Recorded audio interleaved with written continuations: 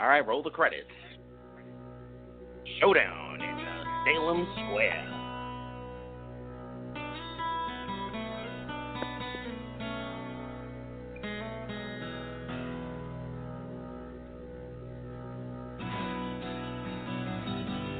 Welcome to Take Two Radio. We are pleased to bring you interviews with people in the entertainment and music industry, discussions and recaps of the 4 remaining daytime soaps. That's The Bold and the Beautiful, The Young and the Restless, General Hospital, and Days of Our Lives, as well as various other shows. For upcoming and previous shows, check take2radio.com. That's with the number 2. And you can find us on Blog Talk Radio, iHeartRadio, iTunes, and other streaming apps. Follow us on social media at Take Two Radio, and thanks for listening. Thank you. Good evening, everyone, and welcome to Take Two Radio Soaps. I am Anthony Corona, and tonight I am taking over for David as our ship's captain or our leader of the alien crew, depending on how you want to look at it. David is here, but he's slightly under the weather, so he's going to conserve his voice for all the salient points that he plans to make this evening. We're also joined, as usual, by the lovely and candilicious Candy. Hello. Hello, everybody. Hello. We are joined by Casey Stephen Hutchinson, who is a soap guru in his own right. Oh, well, thank you, and I'm happy that you are steering the fancy fate into good waters tonight. And, of course, we have our queen, our Marlena Evans, our Maggie Kyriakis. Please say hello to CAROLYN. Well, actually, CAROLYN, you please say hello to our listeners. Hello, everyone. The queen, oh my goodness. So I want to start with a public service announcement. We did have a guest that was scheduled tonight, but due to last-minute weather conflicts, et cetera, he will be joining us on a special February 7th show. So we are all up tonight.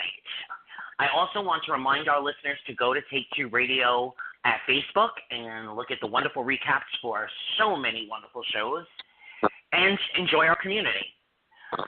Guys, so how's everyone doing before we jump into it? How's everyone doing? Good.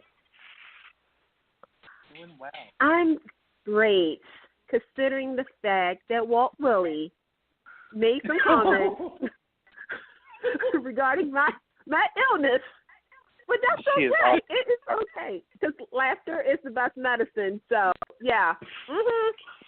Laughter is the best medicine, and he plans. He wanted to well you up with as much laughter as he possibly could. Girl, if he could have sent you a phone spank, he'd had you bent over his knee. I can't say nothing. It will be good. It's good. Listeners, if you missed that show, that was our last show. Go to iHeartRadio, go to Blog Talk, or go to our main page. And it was definitely an interview that was it was all over the place. Walt is the only leftover hippie, flower child, actor, wonderful, intelligent man. Go check it out. Before we dive into our... Yeah, no, go ahead, Candace. No, I said especially if you want a really good laugh. Yeah. Mhm. This whole you took it like a trooper. You took it like a trooper. Yeah, I took it. Yeah, I did after listening to it. Yep. There's something about the chemistry between all of us that brings our guests out of their shells. I mean, what is usually billed as a half-hour interview very often turns into an hour plus. So there, go check out some of our past shows and get a gander. Before we dive into the actual recaps, we are very famous, this show, for promoting positive versus negative feedback, not bashing specific actors or specific executives or specific, directions that the shows that we love may or may not be taking. And this week, it's extremely important for me and this crew to remind you that all the positive feedback that you can offer, especially to our CBS shows, is imperative. CBS is ordering a huge review of marketing and viewership for their daytime lineup. Not only the soaps, it includes the talk shows, Judge Judy, which we know that she ain't going nowhere. Right. I mean, we don't want 4 hours of Judge Judy, so I mean, I don't know that I would mind it on another channel, but not getting rid of my Y&R and being big. So it's very important in the next couple of weeks that if you guys have something to say, you say it positively. If you go to my blog, you can find direct email addresses for executives at all 4 networks. Send some emails to CBS and let them know that even though it's been some rough waters, you're still there. You're still with your show or shows. Having said that, I'm going to pass it along to Candice. I know that she's very passionate about her Y&R and getting some passion going for B&B. Yeah. Candice, can you add anything here? Yeah, so basically, here's the thing. We all know that 2018 was not the best, and it wasn't exactly the worst year for Young and the Restless. We all know that. If you follow a lot of people had a lot of things to say about it. CBS, if you go to cbs.com/daytime, there is a survey for Young and the Restless fans only for right now. I'm pretty sure Bold and Beautiful will be having one pretty soon. But this is key, and I know a lot of people have said this, is that why should we do the survey? They don't listen to us. I'm going to tell you something. In the recent months, you take a look at NBC and Days, okay? Oh, yeah. There's been a lot of fans who've been very patient and very happy with what Days has accomplished, okay? Now, keep in mind, Sony also owns Young and the Restless as well as Days of Our Lives. So your voice does count. You need to let them know because there's going to be some changes coming. Some good, some bad, some unexpected. But let them know what you like, why you still are a Young and the Restless fan, why you're a ride or die, CBS fan. In the last couple of weeks, too, there's been a lot of negativity towards the actors. I don't think we have to go down this road, but I'm going to just say it. It's 2019. Grow up. Y'all know that these people play characters on TV. Once again, let me tell y'all, they play characters on TV. And as Bill and Susan Hayes, love y'all, they posted something that said a little secret is that some of these actors can't dictate, let the writers know what they want. In other words, don't blame the actors for a lot of this, okay? They're only doing a job. Remember Joey Tribbiani? Remember Joey Tribbiani and the elevator shaft? Yes. Before I throw it to David and Casey, I also want to say real quick, I meant to say it and forgot. There are a lot of rumors out there right now that CBS has hired a certain head writer to drive the soap to end the soap. And that is uncategorically untrue. It is not canceled. It is not on the chopping block today, tomorrow, or next week. However, next month is another story. The survey is there. The email links are there. Go and exercise your power and let them know that if they take our soaps off, that network is dead to us. We all claimed we were going to do it with ABC, and a good number of us did, but not enough of us did. And we only have 4 shows left. David, what do you have to say about this issue? Thank you. All right, Casey, what about you? Okay. I just have to build off of what Candice said. And there is a way to still critique the show and be positive. Because here's the thing. We do need to critique these shows. Because if you don't, then they don't get better. And that is the truth. But you don't need to attack an actor unless it's Charity Rayner on your screen or Vivian Stefani on your screen. That you don't need to attack actors. But because at the end of the day, these people are just cashing a check, okay? Tasha Cal, who plays Lola, she's just cashing a check like a teacher at the end of the week. everybody cashes a check. Now, like I said, you can critique positively, and I think that's what we all should do. Take a note, Notes in Depth with Richard. He always critiques the shows, but on a positive note. He's like, I didn't like how fast the GH opening moved, but I liked the brighter colors. There you go. That is a positive critique. And that's what we need to do for all of daytime, because if we don't, then the fans at the end of the day will only have themselves to blame when these shows get axed. And yeah. And I want to give our listeners a couple of stead solid examples of how these executives and how these networks, how these showrunners are paying attention to us. When the actor, I'm blanking on his name, the actor who plays Hank now, or Shiloh, or whoever he's going to be tomorrow, when he got as much buzz as he got when he was done at Y&R, quote, direct from Nathan Varney, who I have a serious love-hate relationship with, but Nathan, I love you. Quote directly from his mouth, when they noticed the buzz, they approached him and they scooped him up. As well, I participated in a survey, a focus group for Aiden's storyline, and where they initially were going to can the issue of him may or may not having sexual orientation issues and or transgender issues, they're now going full force with that storyline. That's General Hospital. Days of Our Lives. They listened very, very strongly to the doppelgangers, all the criticism that was being flown around the internet, our show itself, and some other shows, and they wrapped up those storylines pretty quickly in favor of some other ideas that were getting more popularity. There's so many examples, but these are three that are hard and fast and can visibly be pointed to. You can literally see the progression of these, and our voices count.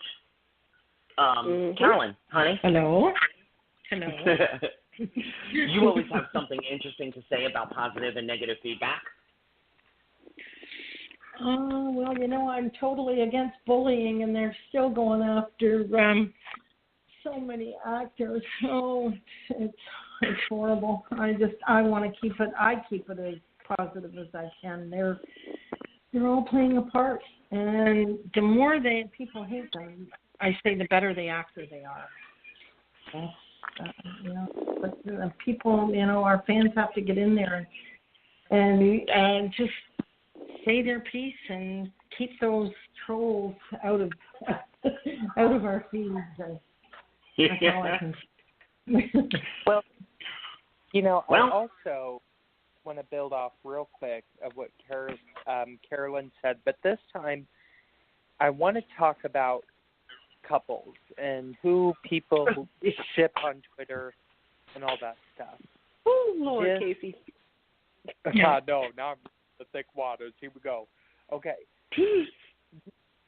Stop it, okay? Because to me, it's getting real stupid to attack another couple somebody loves, or I see these long threads about people are like, well, Sam's a whore and bad person. It goes back to Jason and doesn't say with Drew and vice versa. Here's the thing. These are fictional characters. Yes, they are dear to our hearts. Sam feels like my aunt that I only talk to at the family reunion. But here's the thing. At the end of the day, these are fictional characters, and y'all don't need to spend your whole entire life creating an 86-post thread on the Twitter attacking somebody you don't even know the real name to because they log in as Gammy2857. So right. It's just attacking, and because it's going to take up your whole life, and it doesn't make the shows fun for anybody. No, it doesn't. Yeah. And it actually gives the executives ammunition when they go into these focus meetings and these, surveys that they're conducting and so on and so forth. One of the biggest one of the biggest reasons that were cited for All My Children and One Life to Live was that the community, quote unquote, at the time was so divided on whether or not the show was good, the acting was good, blah, blah, blah, blah, blah, blah, blah. And what I got to say is that was complete and utter manure that had been shoveled out of the barn and that had been sitting there for days in 90-degree weather. Because One Life to Live, the last year and a half, had better ratings than they had in the last 20 years. And the show, storylines, acting, those last 3 months, literally, I think those actors walked out of the studio in tears every day. They brought everything they had to that show. It was us that helped them push those shows right off the air. I think the same can be said for Guiding Light as well. You know, they took the negative fan feedback for Guiding Light and used that as a banner call to it's run its course. It's been here for it's so far past its staple point. You know, and they banner called it using fan feedback, and that's, you know, think about it. Do you want to go to bed at night thinking that you helped put 300-400 people out of work? You put the axe to what could be another 5-10 years of an amazing show. But here's the thing. If, in my opinion, if you critique with the best of intention, then the right things will happen. You know, we'll get Ron Colabardi at days. But if you don't, then they're going to hire Dina Higgins to wrap up that show in 6 months. That's what we get. Yep. I mean, it's crazy. Oh, go ahead. No, go ahead, Candace. Okay. No, I was going to say that I was there when One Life to Live, when they taped their final episode. I was there outside the studio in New York. And it was just a random thing. Me and my friends were just there. And I remember the young actor who played Rex and Gigi's son. Can't think of his name right now. And I remember him coming out to seeing all of us in tears, crying. Cassie the Piva we were singing the theme song to One Life to Live, and she broke down and cried. When you think about, again, you know, in the last couple of years, you know, it's hard to believe 10 years ago in September would be the series finale of Gone Light, which turns 82 next week. You know, the longest running soap is gone. And they told so many stories, but quote unquote, they used a lot of lies, a lot of things was said and done. But Gone Light, the last couple of months, they turned it around. They brought back Philip Spaulding, Edmund. You know, they kind of gave us the Only Love finale, even though y'all know good and well they ain't true, okay? If y'all watch Gone Light, y'all know. As the World Turns, you know, All My Children, One Life, like these shows should still be on. And it pained me. I'm pretty sure if you guys follow me, I had posted, you know, the 10-year challenge. Y'all know, y'all seen that, right? And I posted from 2009. We had One Life, All My Children, Gone Light, As the World Turns, and the 4 soaps currently on, versus now. And one follower has said that is the saddest crap I've ever seen. I have to, you know, bleep myself because that, you know, she said something else. She said it's the saddest crap that she's ever seen because it's like, you know, it's one of those things where as a fan, of course you want to be negative and you want to be positive. And then you have the fan bases, you know, where everybody tear each other apart, you know. Then they tag the actors. And here's the thing. We're getting ready to go into fan event season. Yep. Okay? I mean, here's the thing. General Hospital is already, they've been doing a lot, okay? And, you know, Young and the Restless is going to have Emboldened Days. And here's the thing. Executive producers are going to them. Frank Valentine was at the one last weekend. And I'm pretty sure, hopefully. Oh, Frank Valentine is all going to be out of fan of it because he just wants his picture taken. Well, not only that, but here's the thing. I'm going to be honest about it. When you see the executive producers, this is your time. Do it, and this is what I'm saying. Do it with respect. Go up and say, hey, Mr. Valentine, hi. Been a fan of General Hospital for such a long time. Have some concerns, though. I really want to talk to you about it. There's some positive and there's some negative. Like, don't go up to them and say, you know what, Jason and Sam should be together, not Sam and Drew. I don't know why. Such and such. Just don't do that because it's a bad look on us as the fans. Even if, you know what I'm saying? And the same thing for Young and Restless fans, too. I mean, just be civil daytime fans. We have work to do. We have work to do. If you want this genre to survive, the television side of it, because digital drama, you're good. But the TV genre, it needs to get a kick. And who better than us, right? We've been watching for a long time since we were born. We probably was conceived when the shows were on. Exactly. It was brought up in another podcast show that I won't mention, but Frank Valentini gifted an interview a couple of months ago. And the topic had come to, if, God forbid, GH were ever to leave, the network canvas, would it be brought back somewhere else? And he made a very salient point that I absolutely, it was so well stated. He said, take a look at Passions. I'm not even going to discuss One Life to Live and All My Children. He said, take a look at Passions. It had a tremendous fan following. It had all the ingredients to go to DirecTV and take, at that point, it would have created, opened, and blown the market out of the water. There weren't a lot of digital dramas at that point. In fact, I think there were maybe 2 or 3. Take a look at Passions. He said, with the way we produce, there is absolutely no way that this show could survive anywhere but on a network.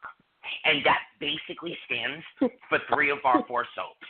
The only one that would survive is Bold and the Beautiful because it has a worldwide audience. So that could be sold as a nighttime show. Yep. And quite honestly, Bold and Beautiful could easily an Amazon Prime original after it gets axed on television.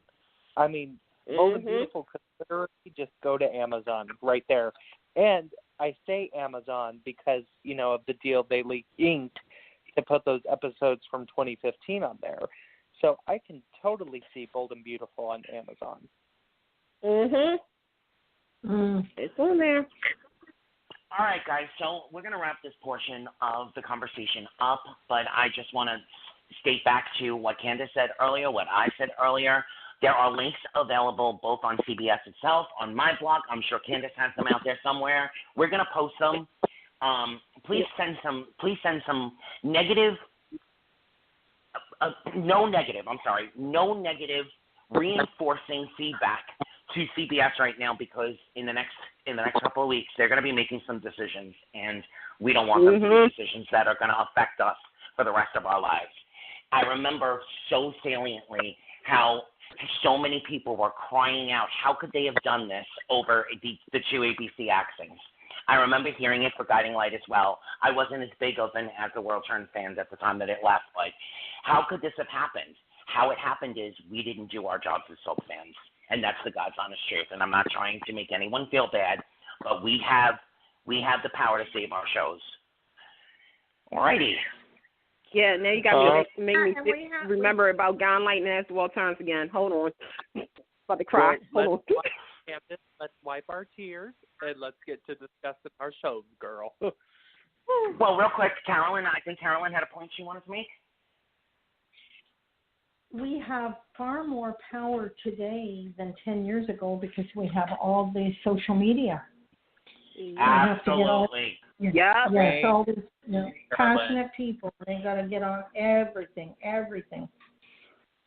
So and my grandmother always said, it takes 22 muscles to smile. It takes 56 to frown. If you look at it in the social media wise, 22 people will remember the positive thing that you said. 56 people will remember the negative. Yeah. All right. Well, since we got our queen talking, we took our listeners to church. Since we have our queen talking, let's go right into our queen's favorite show. Yeah. This is our Days of Our Lives Spotlight. Dun, dun, dun. CAROLYN, I'm going to throw it to you first. What is tickling your tonsils, for lack of, I can't say what I want to say on air, about Days right now? Oh, dear God. Well, I was going to leave it to you, Anthony. Oh, I got a lot to say. I Yeah, got a lot to say, but go ahead, girl. So did the fans about Xander and the banana this week.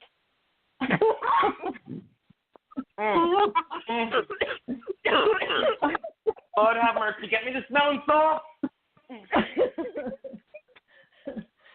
Oh, did everyone almost drop to the floor?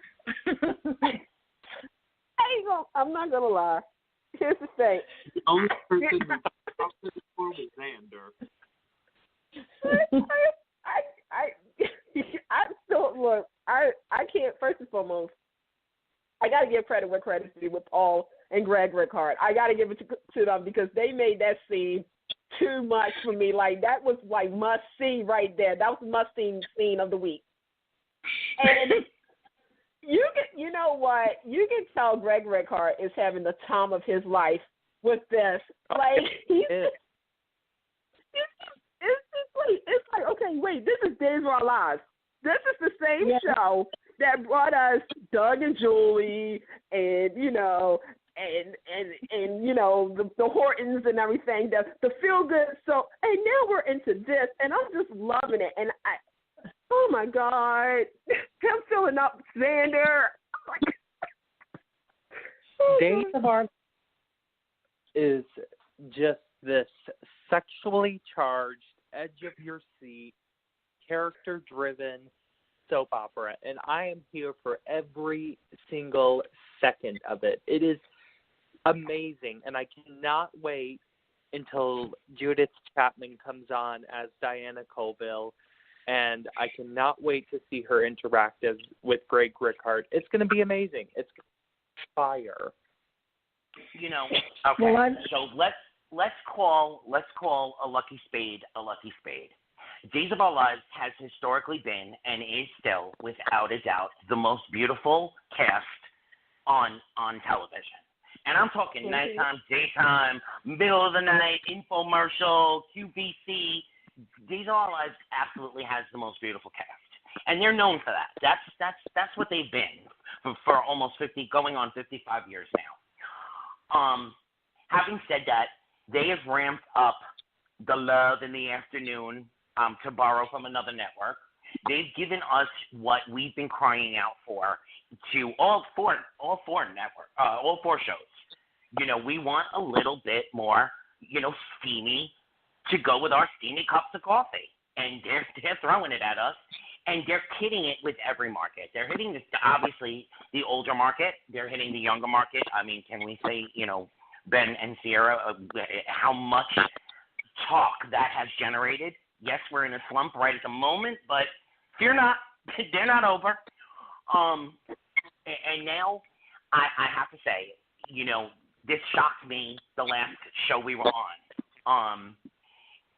I'm not a big fan of the idea of gay for pay from, a gay man's standpoint, but I think that they're building towards something bigger. I'm sure of it. I love the loop. Oh, yeah. I love the loop that they threw us, with him and Sarah. I love that they gave Sarah one of those moments that you hardly ever see on soaps. And it was, I'm a woman, and I can do what you men do. And you are not going to make me feel like a whore for having what I wanted to have for the night. Good for Days, good for Ron. I mean, Lindsay, you took it home. I'm on the fence with, with how she's going to fit into the rest of the CANDICE, but she just solidified her spot on the show for me. And I have to I just have real quick. I just want to finish this thought.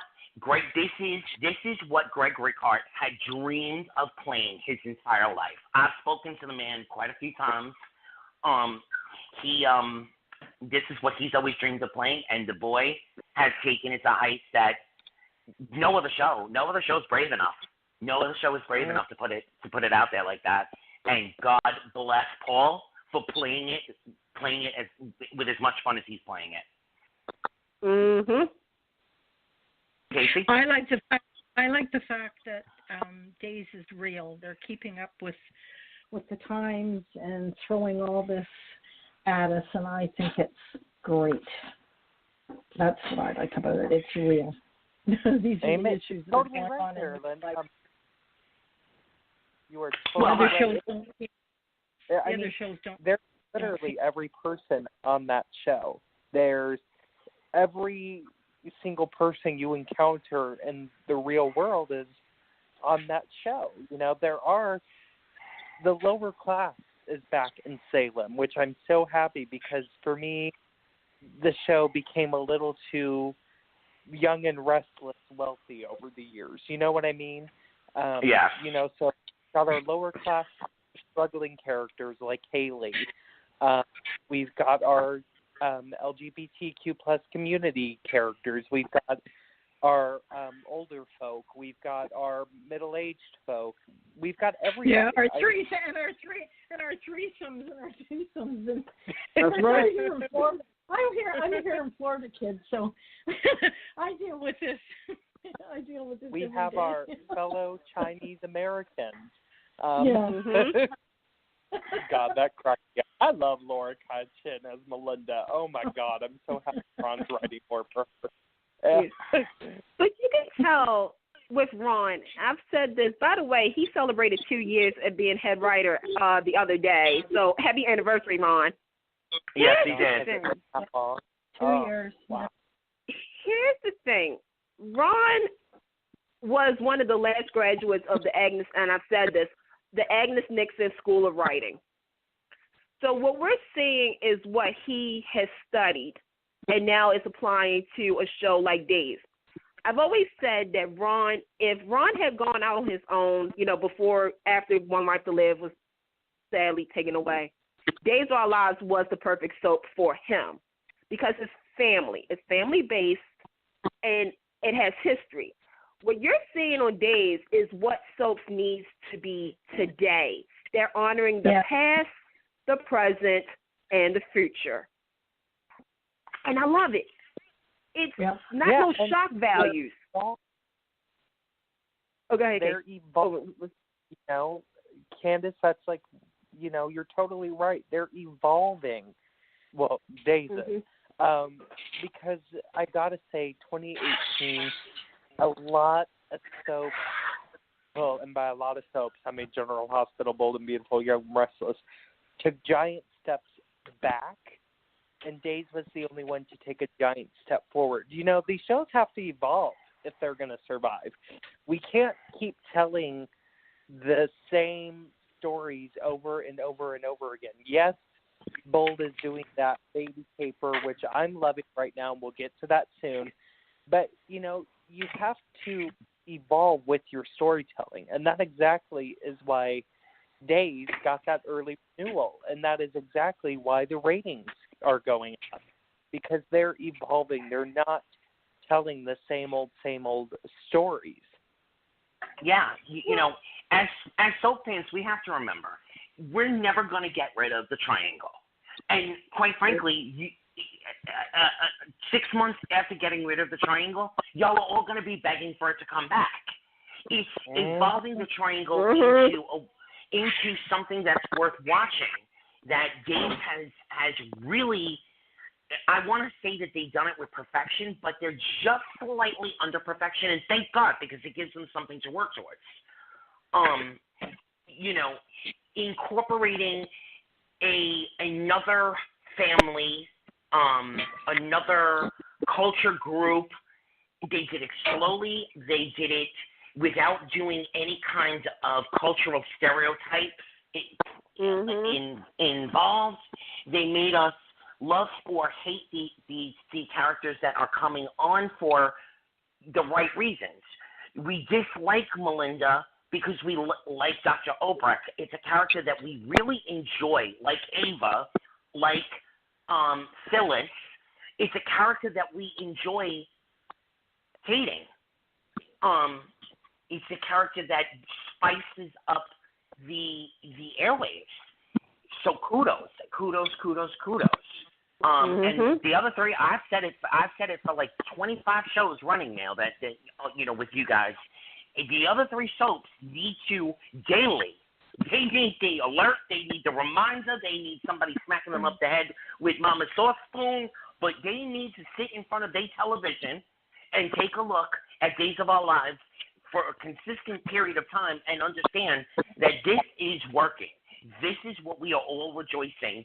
Find your own groove of this kind of storytelling. I do think that the soaps sometimes have too many people on the canvas, and some stories get started and never finished. They seems to have tried the best that they can to counteract that happening. They still haven't gotten perfection with that either. But of all four shows, they're the best ones. They make the most use of their cast. And it's just so fun to watch. It's so damn fun to watch. David, and it's crazy. I know you... Okay. No, go ahead, David. Go ahead. Oh, no, I was going to say, it's funny because any soap fan remembers when NBC's president, y'all remember that guy, right? He had said that Days of Our Lives wasn't going to go past, 2009, 2010. And you said it, when you have the right group of people to put the support to back that show up. Because, look, we all watched all the soaps growing up, right? And we all know that the joke was One Life to Live was always ABC's redheaded stepchild in the corner. We all remember them saying, remember that? They was like, Days of Our Lives was like the thing that needed to go away because Lord knows it was just annoying. That's how it looked. If you looked at the ratings back in Soap Opera Digest and stuff like that. And when you had the president of the network that the show was on say that, I remember, oh my God, I remember that on soap boards. I remember people, this is before Facebook. This was when MySpace was out. And, all of us was on probably the same message boards every single day. And it's amazing to watch the Cinderella story. And I constantly say Days of Our Lives is the Cinderella story of the four soaps because they got their act together. This is a gift to the longtime fans of the show who has been, look, we all survived the 90s on Days, right? We all survived it, right? All right. We survived the 50th anniversary of Days, right? I'm pretty sure we did. This is a thank you to the fans. This is when you see Ben and Sierra, you see a little bit of Bo and Hope, right? Because they constantly have that comparison. When you see, when you see John and Marlena, you just get when you see couples like John and Marlena, let me just break this down for the youngins out there. Casey, you listening because you're a youngin too.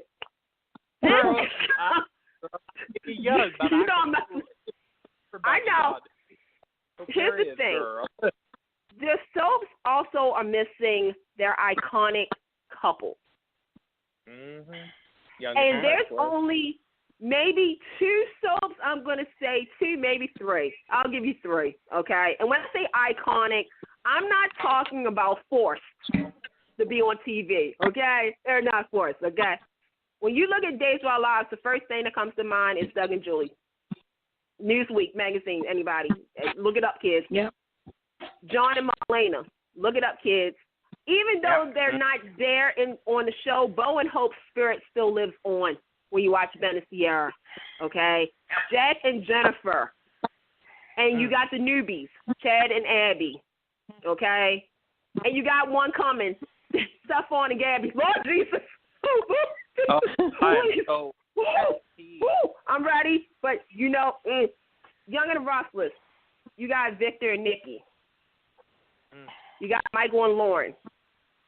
You have couples who stayed together. Thing is that this is what I'm going to give it to Days. We'll go back to Days because we're talking about it. Their whole MO is super couples and the mention of them in current story. That's what you do, GH. You go and you look to your show's past to bring out future stories for people. You don't have to always do this and do that just to keep up with the times. Just look at your history. There's plenty of stories to be told. Absolutely. So, you know, that goes for all the shows. There is such a parallel between Ben and Sierra and Bo and Hope, but not only Bo and Hope. There are shades of Jack and Jennifer in there, and there are shades Steve and of Kayla. Steve and Kayla. Exactly. Yep. And that keeps the let me say this politely, the long time, you know, day one, die hard, ride or die ladies that have been munching bonbons since, you know, for 55 years now, that keeps them happy and satisfied, and it titillates us, and it reminds us, oh my God, when I was 4 years old, I remember when Hope first got on the motorcycle and what a scandal that was. You know, flash forward, now her daughter is driving the motorcycle. Her daughter is straddling it like it's a lever. And that's taking homage to history, and it's also exciting. It's also exciting in a new and fresh way.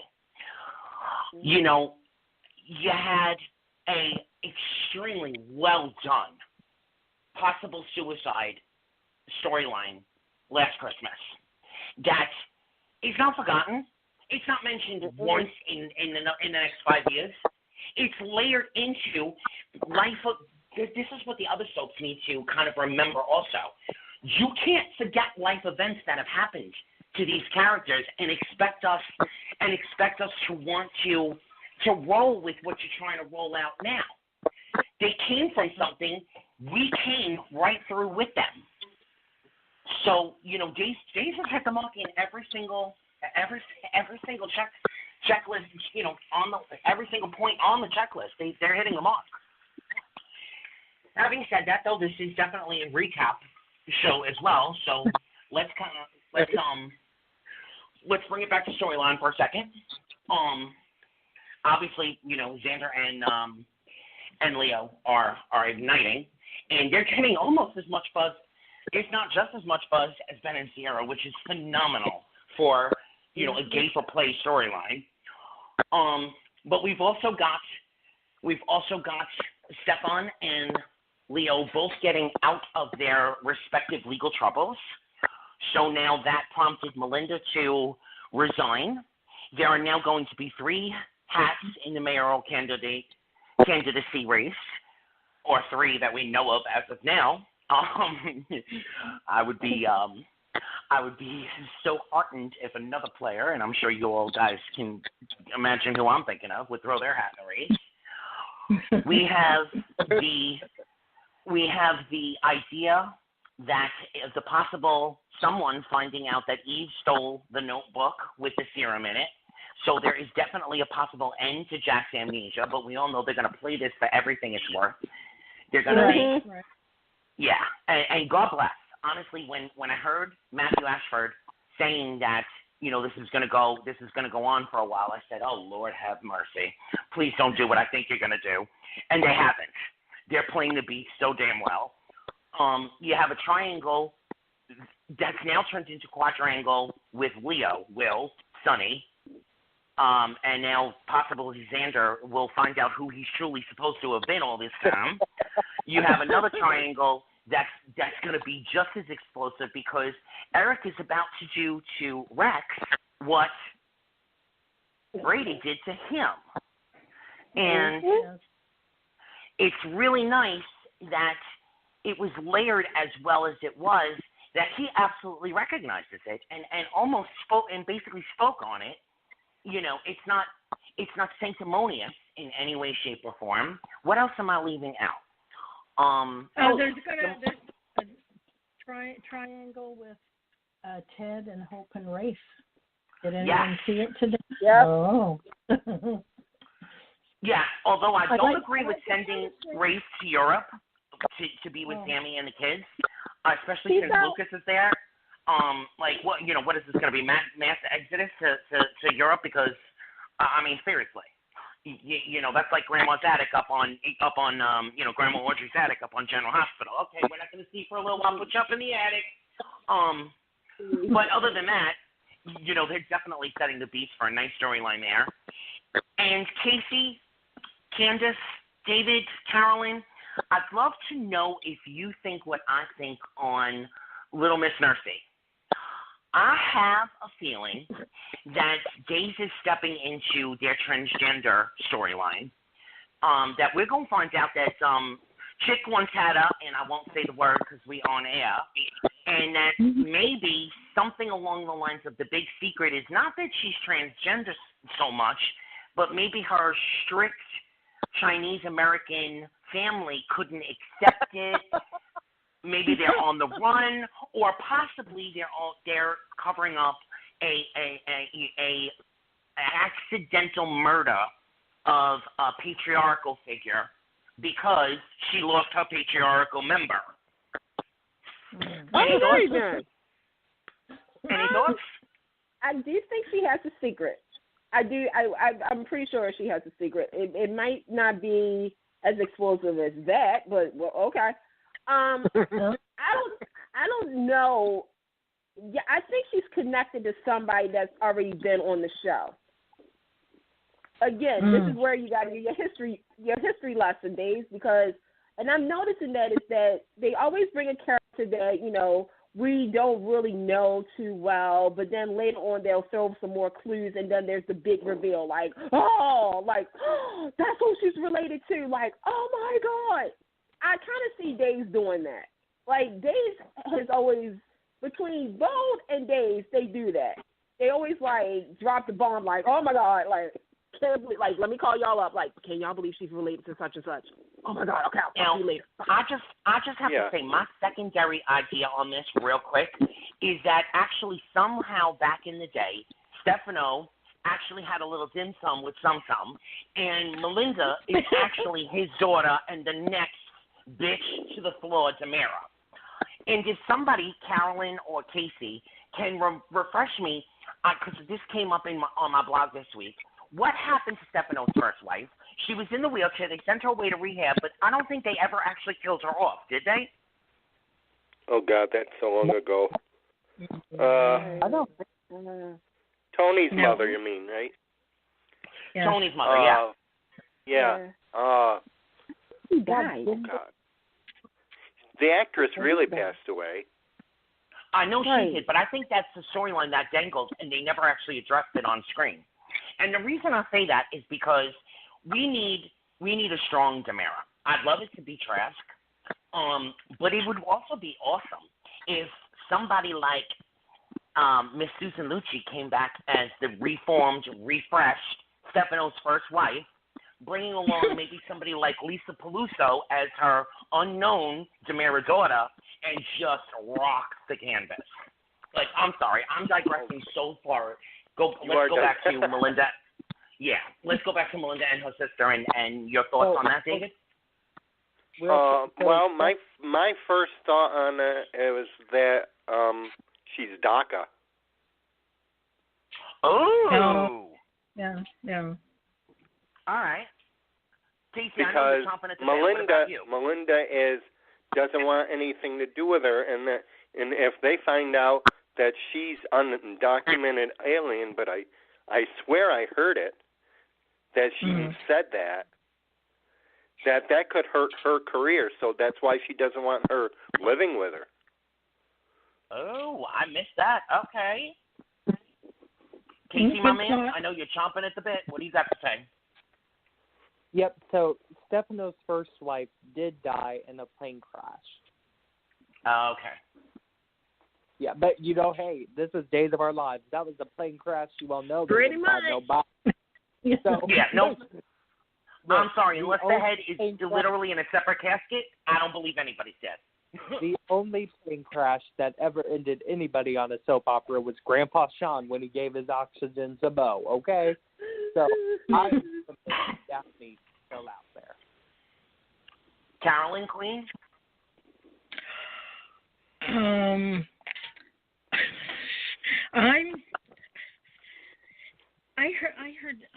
gonna bring in something else. I heard Sierra really has been kidnapped. Has anyone heard that? I have. Yeah, I heard that too. That's an actual storyline. They are going to recreate South Africa, from what I heard. Okay. So who's your kidnapper?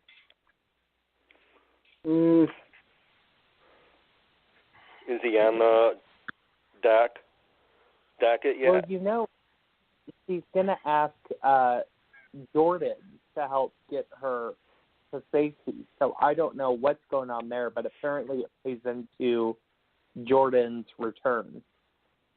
Oh, yeah. Mhm. Oh, there. Okay. That's how they're going to fit that in. Okay. Yep. Thanks, guys. Okay, and Jace, if anyone of the powers that be are listening, and we know you sneak listen, y'all dropped the ball quite a few years ago twice with Miss Natalia Livingston as Nicole's sister. So please don't do it again. If the rumors are true and you are talking with Natalia and bringing her back, give her story to play, because she was phenomenal on the last run. And,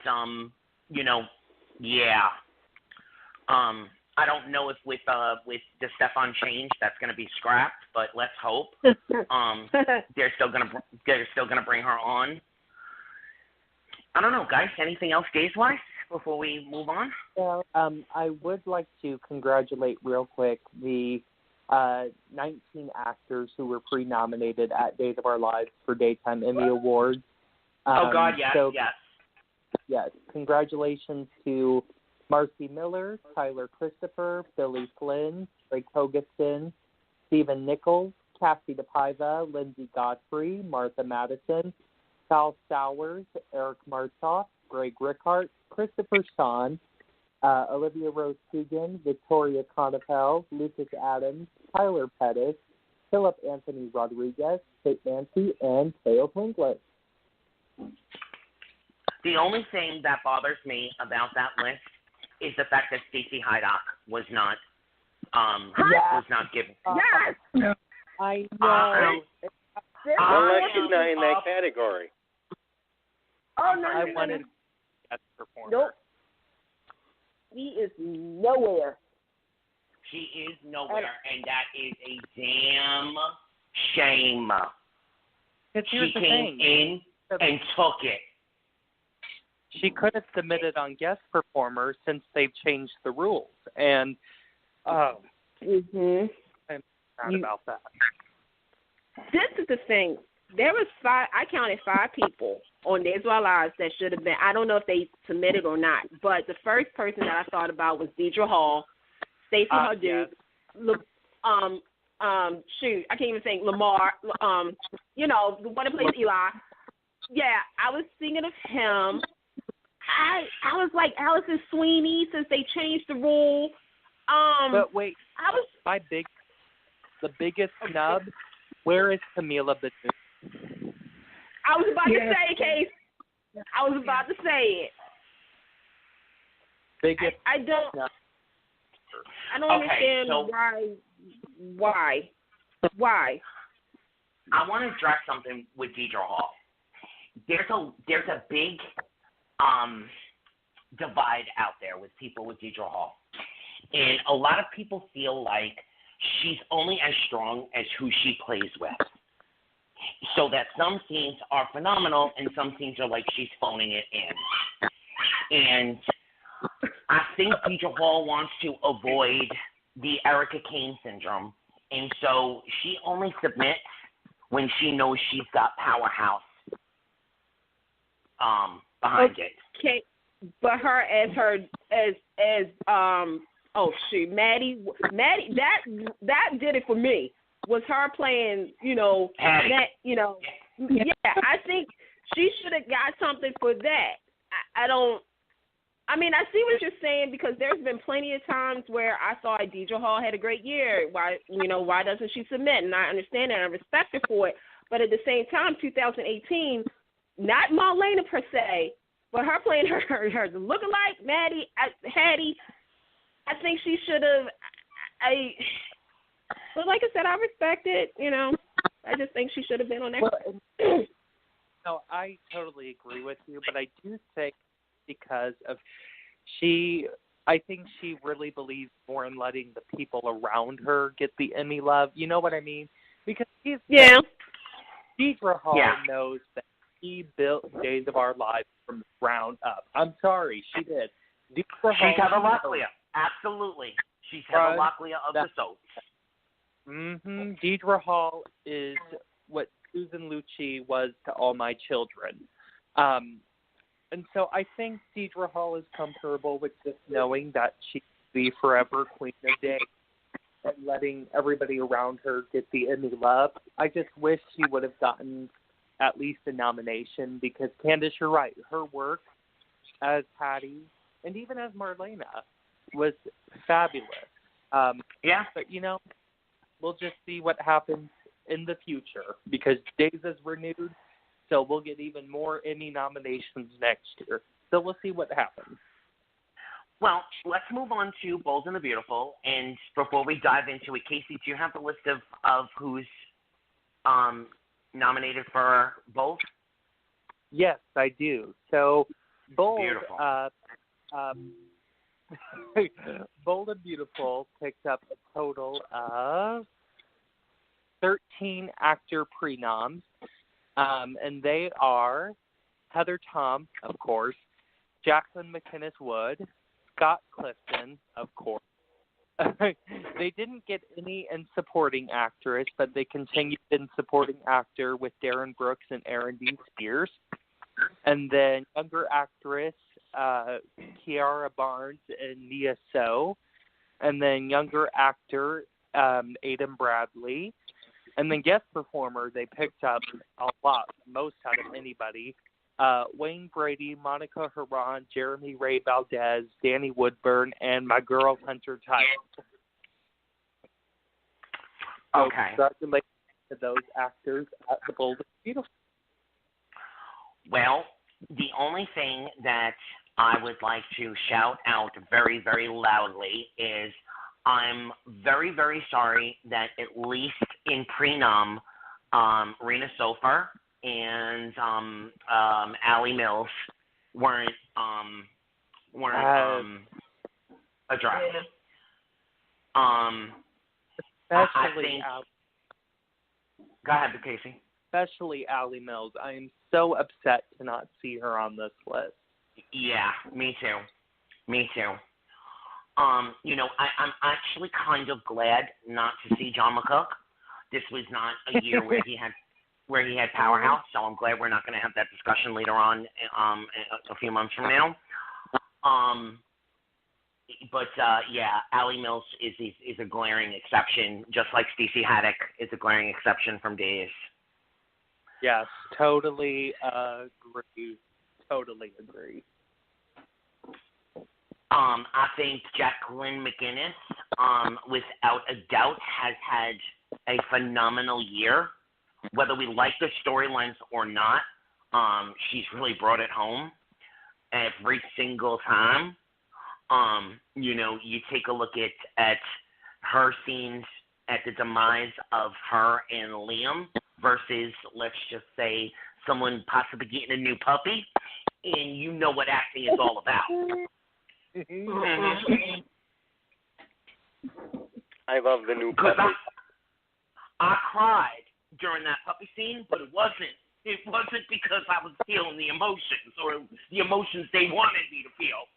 I was crying because I felt bad for the puppy. Yeah, I felt bad for the puppy. Now, I love me some Sally Spectra. And I just want to say also, Patrika Darbo, I don't think deserved it for this. Well, actually, it would be this year. Yeah, Patricia Darbo also, really came. I mean, when she said, "Honey, stop worrying about stuffing your hoo-ha. It's time to stuff your wallet." That is the best soap line I have heard in about 5 years. Oh, and she delivered it so perfectly. But I digress. I have to say, I was a little shocked not to see Don Diamon's name here in lead actor. I was kind of thinking that he would be the one. Of course, Scott Clifton is the Heather Thomas that category. Will always be there, pre-nomination, nomination, whatever. But I was kind of shocked and sad not Don Diamond. I think Don falls in the same category as Deidre Hall. Don does his job and goes home. Back in the day, he had a little bit of a bad boy, streak when he was, first hitting his height of YNR, fame. But he got married. He created a family, and he does his job and goes home. And I think he also, he's one of the ones. When you listen to cast interviews, they'll all tell you, he's the one that's. This is a great scene. Let's run lines. That he's the one that's giving a. Well, they say that about John McCook as well. He's really interested in pushing the next generation forward. So that might be, he may not have submitted himself either. And he had a better year. You're absolutely right. Wayne Brady, I'm sorry, but if he makes it to the actual nomination round, I'm going to be really pissed off. But here's the thing. I'm not going to be pissed because it's a guest performer, and of course they're going to nominate somebody who's on prime time and has a hit game show on CBS. And I think he was nominated by the network, which happens sometimes when it comes to these guest performers. True. So, yeah, I'm not mad that Wayne Brady got a nomination because it was kind of predictable that it was going to happen. Well, it's time to shake the status quo. It really is. David, At the end of the day, he was a guest star, and Wayne Brady is a huge draw. Yeah. He's a draw, and he's easy to get because he's part of the CBS family. And it is crazy to hear me say this because they're on the same network, Bold and Beautiful, and Let's Make a Deal, but he is a draw for the Bold and the Beautiful, and it's great promotion. And so at the end of the day, he is a great guest star to put up in the guest performer category. Now, I would have freaked out if he got like a supporting actor pre-nom, but if guest performer, I'm not mad, and I think that it was good to submit him because it would be a real easy Emmy get. And Bold hasn't gotten a lot of Emmy love in recent years. So I think this is a real easy Emmy for them to pick up. Well, before we go into recapping, I do want to say that our wish, most of our wish, has been granted. Bold is in talks with Kimberlyn Brown again for another limited run. So hopefully they have learned their lesson. And when if Miss Sheila Carter comes back on canvas, we see Miss Sheila Carter the way we're used to seeing Miss Sheila Carter, and not serving mozzarella sticks up in the diner/bar. I mean, seriously.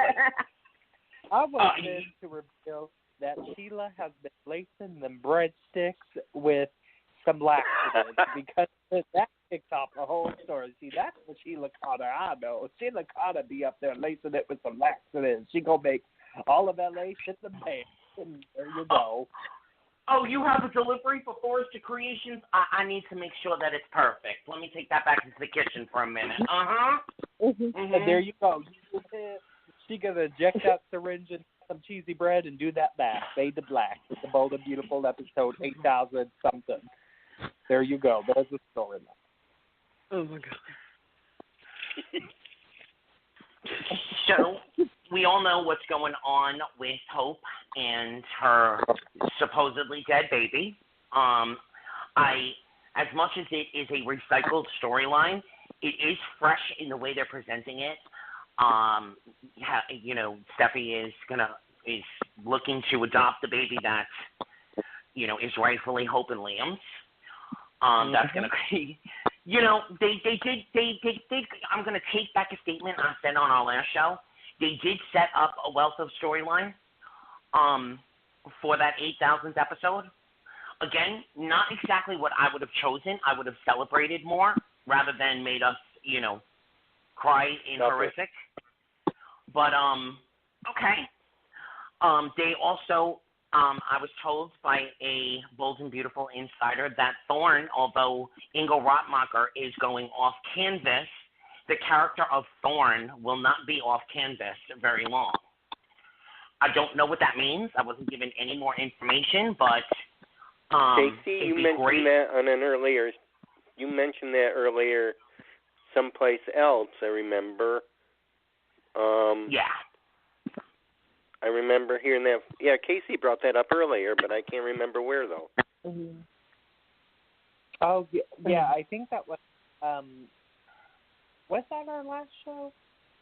I think it was. Before the last show, probably. I don't think it was mentioned on the show. Oh, no, it wasn't. We talked about it. See, y'all made it. Group. We chat a lot on Facebook. Yeah, we tear these shows apart.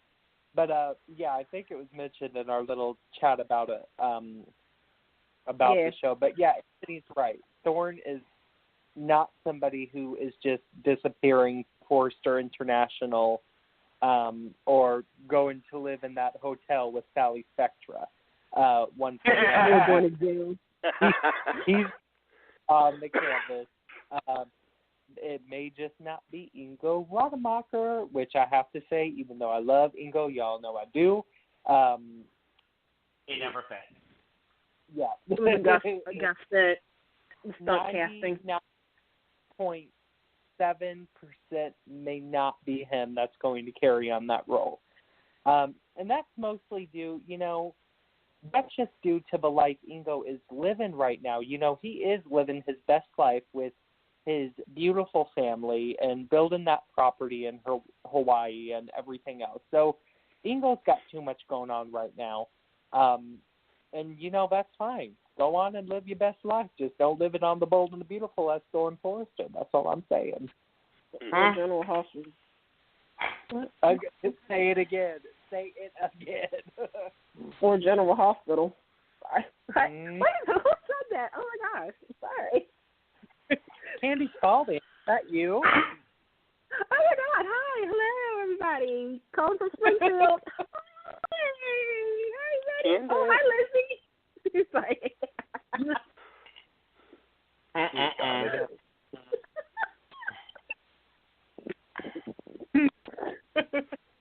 I know, Candace, you're not for that. Anthony, carry on. Well, David, what are you loving and hating about Bold right now? Oh, I hope that baby story doesn't take a year. Okay. Or more. I just don't. I think we've seen a collective bunch of baby stories through the years. I mean, we already got one going on one soap that I can't wait for it to end, and we'll get to that later. I just don't want another baby story or a baby switch story. Yeah, and David, I agree with you to some extent, but at the same time, I do see how this story is truly resetting the show. And I didn't notice it until they did the baby's memorial service at the Forrester Mansion. Yes. How much involved for every character. I mean, when Brad said his run-of-the-mill interview answer of, oh, yeah, the story will affect the Forresters, the Spencers, the Avons, Usher Raymond, Amber. You know, he gives the same. He gives the same interview every day. At least he didn't say R. Kelly. Trapped in the closet. But anyway, this story really is affecting everybody. I feel like Angela Forrester is going to rise up from the grave and say, hey, y'all. Oh, good Lord.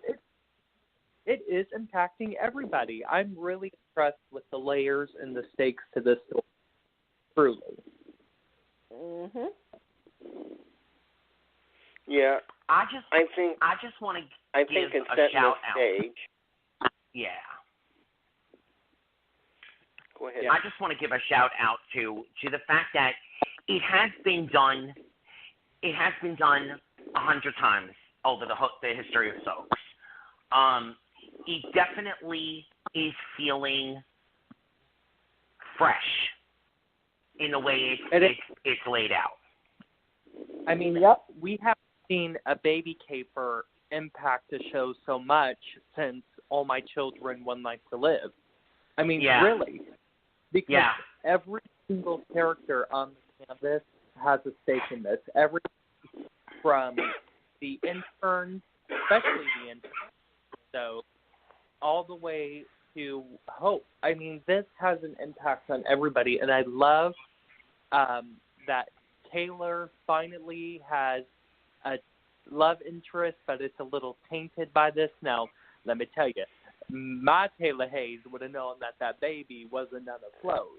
She would have known that was Hope Logan's child. But I'm going to let it slide. Me I'm too. going to let it slide. The story's okay, and it's still B&B is doing good. Because, you know, with these stories and with any story that impacts this big of the canvas, you do have to let some stupid things slide. And that's just one of the things I'm going to have to let slide. But other than that, I'm loving Bold right now. And Days is my number one, but let me tell you, Bold is my number two right now. Candice, you've been very patient. Come on, girl. Here's the thing, for all those. Here's the thing. I'm gonna have to say this to everybody who says that they don't want this to be a long story. I'm gonna tell you something. Bold and Beautiful has probably one of the best stories for right now and for the future if the show keeps being renewed. And for the soap fans, especially for a particular soap, all I got to say is think about when Philip found out he wasn't a Spalding. Y'all remember that? Or y'all like when Philip Spalding found out he wasn't a Spalding. You can think about that, you know, Phoebe Forrester, at age 18 or something, somebody comes and says, oh, by the way, you're not really Steffi Forster's daughter. Like, something like to that gratitude, because you're going to have Hope. I want Hope to have a breakdown. You have to have Liam have some kind of, like, it's going to affect, and I'm hoping, as a soap fan who watch Lifetime movies, that it plays out this way. Because I don't want it to be like 6 months later we find out the baby is Hope's and everything is hunky-dory. No, we're going to need, we need Carter, okay? He's a lawyer, okay? Yeah, I know he ain't the sharpest tool in the shed, I know. But you're going to need some investigation because this has something, you said fresh, we have a underground adoption, okay? This is not a legit, this is like black market, okay? When's the last time we heard about black market? Like really on a soap, right? I told you that Primrose DeVille needs to be up in this story. They need to get Rose's daughter. I mean, even and that would be like going back into history. And not only that, again, long-time Bold and Beautiful fans remember when Taylor Star Steffi was dead, and it was really Morgan. It's like in certain things that you need to put two and two together. Because here's another thing, Bold can twist. We already got Reese told Flo about it. So what is Flo going to do? Well, because we know she's going with the flow. I tell you what, though, I really like that Flo. I really like Flo. I like Flo too. Yeah, I hope that there's more story for her. Going. Yeah. I was like, I like this story. There's somebody who auditioned for the role of Hope. Right. But I'm like, right now, you know what, Bold, Brad, you're the son of William J. Bell and Lee Phillip Bell. Okay? Come through. Because you got a lot of people who are kind of investing in this storyline, but don't make mistakes. I think that's the bottom line. Don't make no mistakes. Make this must-see. Yes, people are, like I said earlier, Liam, Hope, and Steffi. Okay, everybody's getting sick and tired of that. But those are your 3 leads for the future of Bold and Beautiful. Let's be real. Okay? A child thinking that Steffi is the, oh, my God, that is,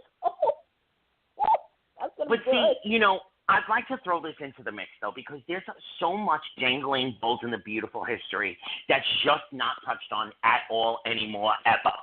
I mean, there is a character called Felicia that I think is mentioned maybe twice a year. Not that I'm saying bring her back right now, but it's just an example that everyone knows. And then there's the biggest plot point ever that's thrown up once in a blue moon. I'd love Steffi to get some, out of the blue, Sam kind of emails. And then suddenly, they bring back the whole history of Ridge is actually not a forester. Oh, yeah. There are a bunch of legitimate foresters that are tracing all over the world. Not a single one of them wants a piece of the forester pie. Bring one of them back with some info and some, a grand old scheme on how to take Forrester back. Well, that's just my own personal opinion. I really want Brad, because right now what's going on is old school Bold and Beautiful, where everything ties together for everybody. The main story affects everybody. And so I want Brad to keep doing stories like Anthony just mentioned, keep doing stories he's doing right now. Just pick a main story, have it affect everybody, and have it not be my brother just slept with my ex-wife who I want to be my wife again. Oh shit, she's sleeping with my father. Have it be something of me. Something where everybody can get involved rather than saying you should be with him, not him. You should be with her, not her. Have it be something where they all have to unite and fight, or they all have to unite and stand tall. Or this storyline is definitely showing that Bold has what it takes to unite the canvas in something other than who is Katie gonna sleep with now? Because there ain't nobody left. There ain't nobody left for Katie. There's nobody left. Wouldn't it be awesome if Brad, like for the rest of B&B's, and I'm going to say this, long life, because we want that show on forever, but as long as it's on, wouldn't it be awesome if he did one big story like Hope's Baby thing, like something Anthony just mentioned, one big story each year that affected the whole canvas and that trickled down with great umbrella stories? That could really reset Bold and Beautiful and really make the ratings strong again. Mm-hmm. Anybody have any final Bold and the Beautiful words? No, I think we covered it. Yeah, let's move on.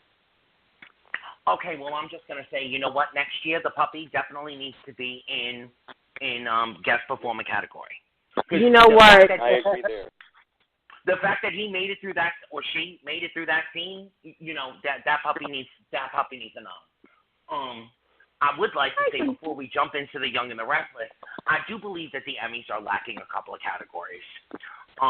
They should have a couple of categories that nod to the comedic. That every show has a comedic beat. They're different in the nature of them. They should have a nod to that. They should have a nod to the biggest surprise. But that's just me. Now we will go over to Genoa City. Oh Lord, do I have stuff to say? But I'm gonna throw it to Candice and Casey first, because this is their baby. This is their baby. Yeah, we're the ride or die chicks. of the Young and the Yes, Restless. girl. Yes. You know, leading 21 pre-nominations, including Sharon Case, Eileen Davidson, Amelia Hentley, Jason Thompson, Eric Braden, Peter Bergman, Cameron Grimes, Steph Maitland, Michelle Morgan, Brighton James, Thad Lockenberg, all the kids on the show. You got Sasha, you got the young lady that plays Faith, Kate Fairbanks, Cameron Haim, Lexi Stevens, Noah Gerald, and I'm talking wrong here, Tristan, the one that plays Fenmore, and surprise, this is a surprise, special guest. Oh, Daniel Hall, a.k.a. Scott, and Kelly Krug, who plays Mac. Okay. And God. was there anybody? Yeah, because we didn't get nobody for guests. No, we didn't.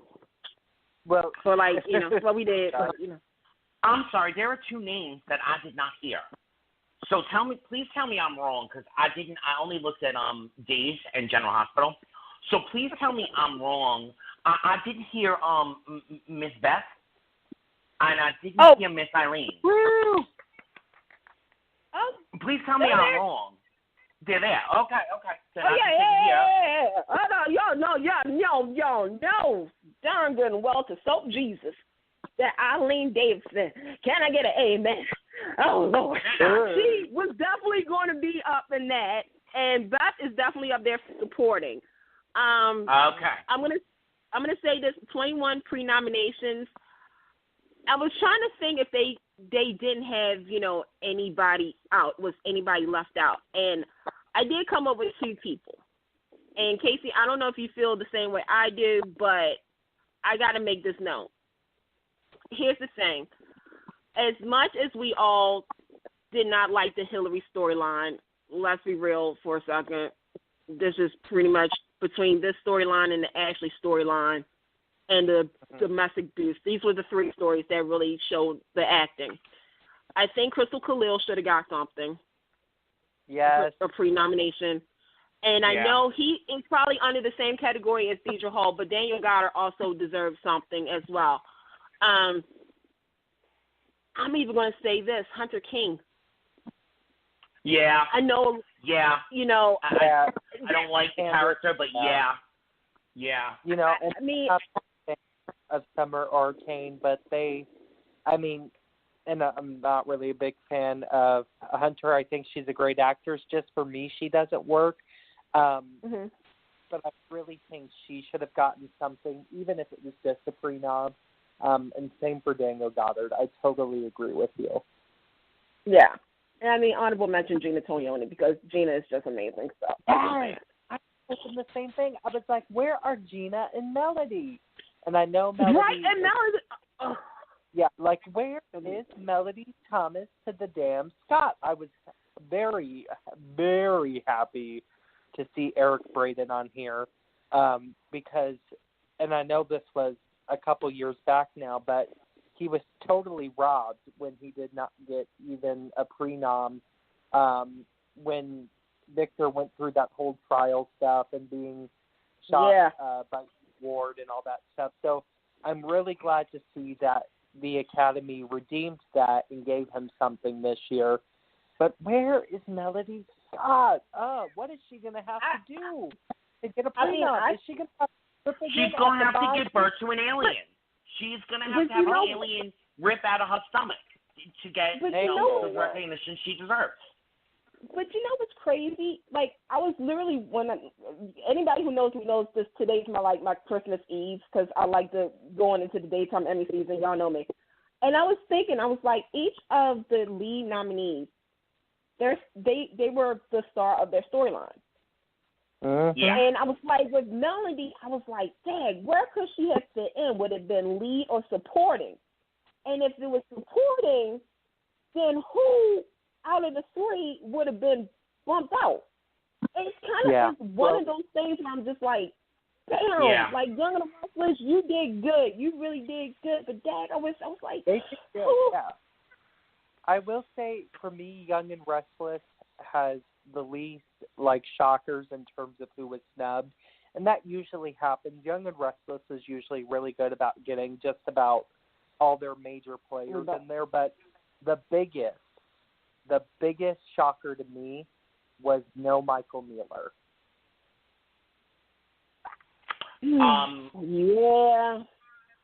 Yeah. Yeah, in supporting, yeah. Not even under newcomer? I mean, or younger actor? Nope.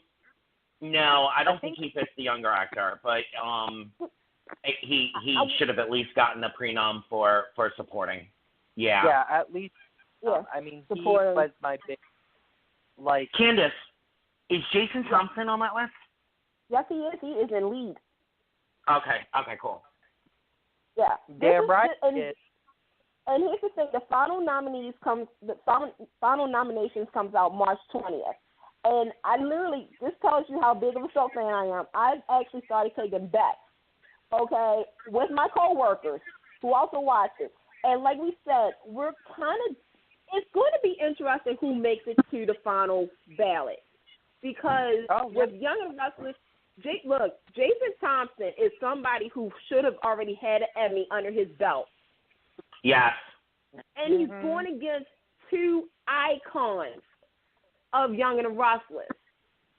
And that's gonna be tough. Like that lead actress, supporting actress, and even supporting actor. Now, the younger actors, they're already through. They're pretty much, that's it, y'all. That's who y'all getting, okay? Because that's how they do it. But I'm like, supporting, I'm like, woo, this is going to be interesting. But, yeah, it's so much, it's drama always on the Young and the Restless. Case in point, the secret is out. Well, body knows, but I don't know if y'all know or not, but Nikki killed JT. Y'all know that, right? Oh. Stop that right now, Candice. No, oh my God. This is GC Buzz exclusive right here on Take Two Radio. Oh my God. Oh my God. Yes. Social Light. Yes. Stop that. Social Light Nicole Newman, a.k.a. Nikki, a.k.a. Stripper. She told her son Nick, right, that she hit JT, right? Because yeah, that's a secret. Now everybody knows, right? We think Victor knows too because he's being very protective. This is how you know the show is changing the writers. Victor is being really protective of his woman. What do y'all got to say about it?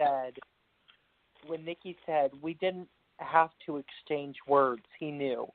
That, to me, like the real Victor and Nikki, I literally got shivers when Melody said that line. We didn't have to exchange words. He knew. Yep. I mean, that was the Young and the Restless to me. That is Nectar. That is the end-all, be-all of this show. Oh, I just love it. I love it all. And then when she told him, then when she outright told him, right after she told Nick. Mm-hmm. Now, here's the thing. Yeah. This has to be Nicole Newman's last murder because JT is the fourth person who has done it. Thank you. Thank you. Let's see. Hallelujah. Let's see. Nikki, Ryan Chamberlain ain't got nothing on Nicole to the Newman. Because, no. I mean, you want a serial killer? Nikki is the best serial killer in the history of soap operas, okay? She's the first victim serial killer. She's the first victim serial killer. Yeah. Yeah. She has murdered 4 people. Oh, God. I love The Young and the Restless. I do. Through good and bad, I love The Young and the Restless. I want to piggyback on what Candice said before. Jason Thompson, Jack Bergman, and Victor Newman, Eric Braeden. You know, of the 3, I have to say, unfortunately, and because of everything that went on with the show itself this year, I wish things could be different. but Eric Braeden is the third on that list. It really, I gotta agree. It really is a tie between Bergman and Thompson. And I strongly hope that he doesn't lobby too hard to, be vindicated by getting the nomination. And I hope that the longtime voters don't feel like they have to give him the nom over Jason. Because they're not giving it to him over Peter. Peter's going to be there. We all know it. But Peter is always there.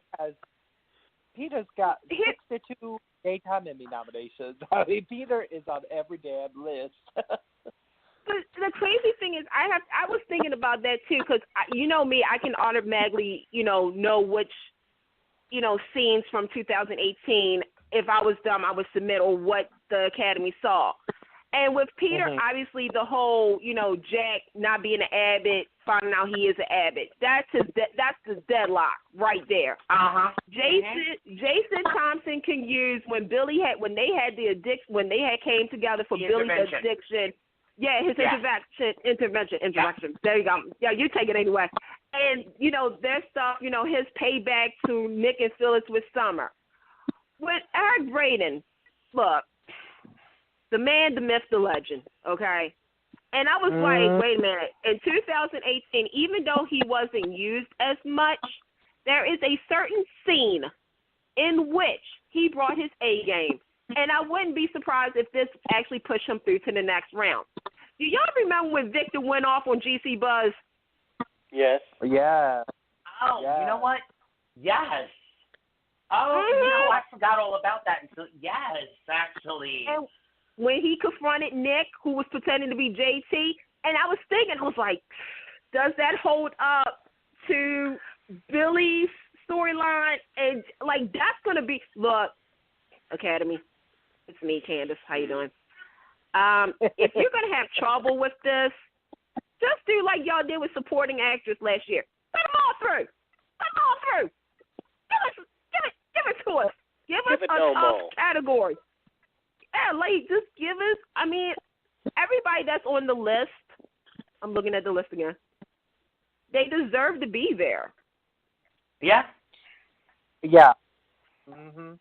Honestly, the Academy should change the voting processes. The prenom list should go to an open forum, online, fan, and that means that everybody that votes in the Academy can go vote as well.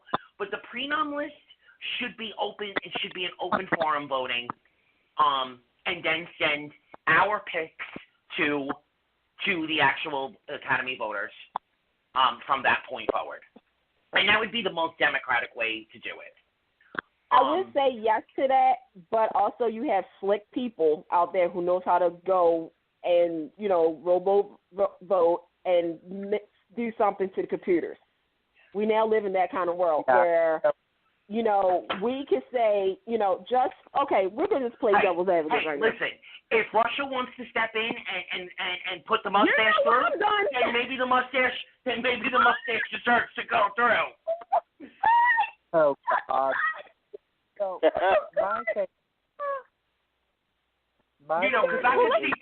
I could see Putin having a little bit of a crush on Mr. Newman. Let's get back to the show. Yeah. We do not condone Russian hacking. But anyway. So we got the Newman family. Oh, go ahead, Casey. I'm really interested to see the reels. But my thing is I think Peter Bergman and Jason Thompson will hurt each other because a lot of their stuff that was Emmy-worthy, in my opinion, is together. And I really don't want to go like, oh, does this seem more like Peter's reel than Jason's? Or does this seem more like Jason's than Peter? And I also feel like they're going to hurt each other story-wise because we know Jason is going to submit the intervention that he beautifully acted out. And we know Peter is going to put, a minute or two dedicated to where Jack almost fell off in the wagon and took pills again. And so I wonder if Peter and Jason are going to hurt each other, but I think that's better saved until we see the real. Yeah, Casey, real quick, though, Yeah. I wouldn't be surprised if he actually puts in his scenes with Eileen Davidson and then later on with the family. Yeah, I know Peter's real already. Peter's real. It will be 10 seconds of him in the movie theater hearing the secret on Dina's documentary. Then it's going to cut to black. Then it's going to pick up with him and the pills.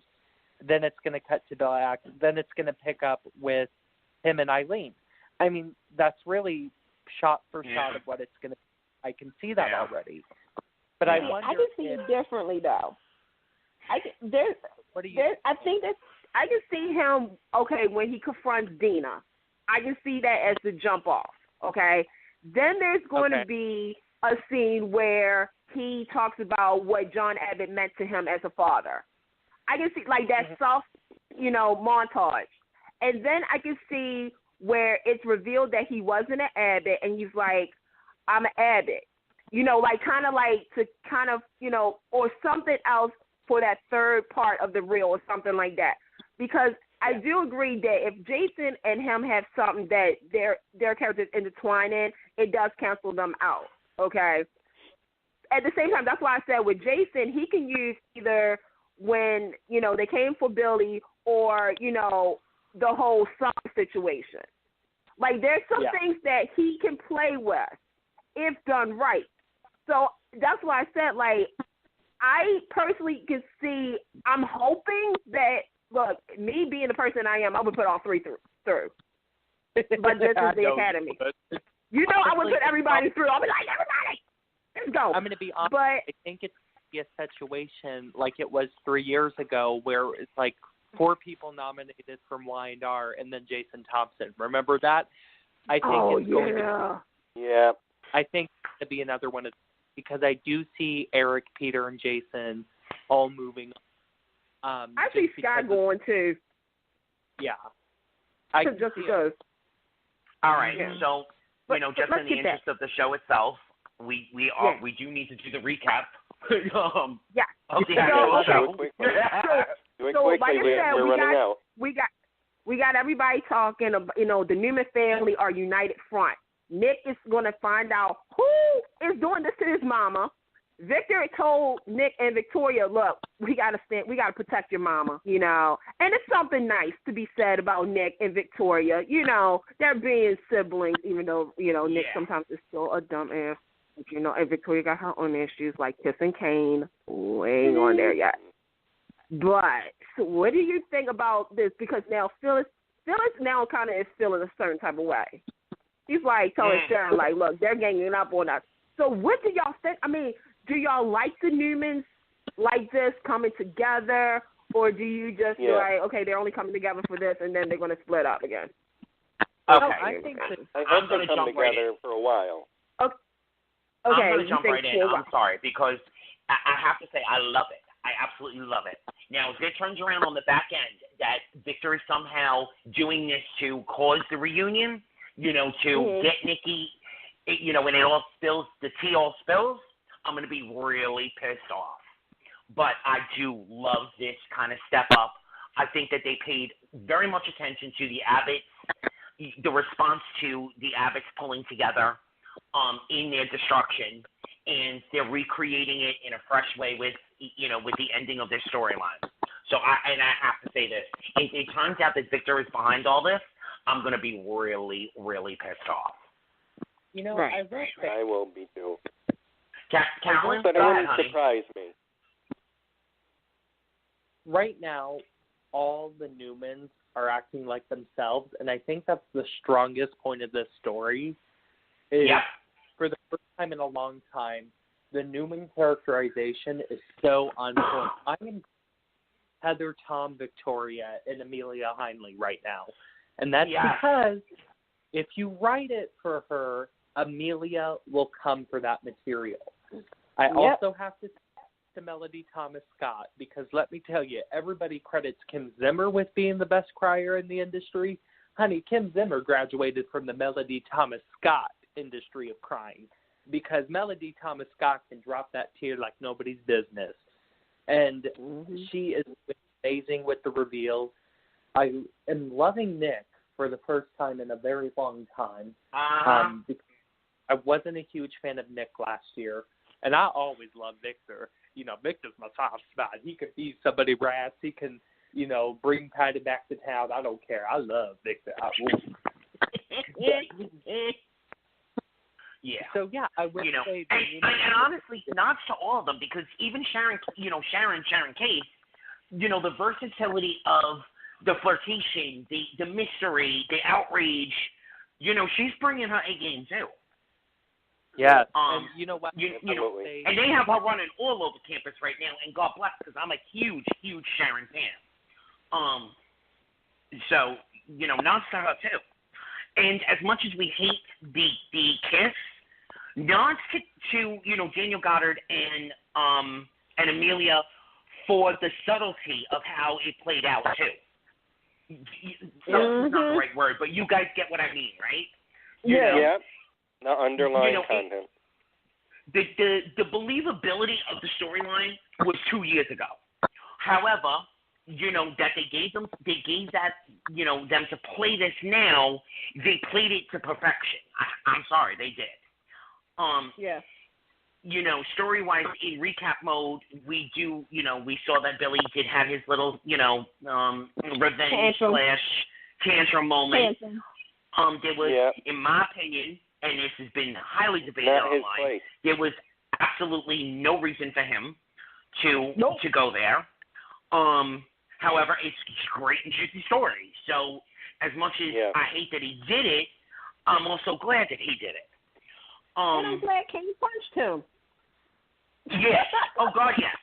Oh, God, yes. And not only that, but Kane spoke the truth to Billy, saying, you did this because Victoria didn't take you back.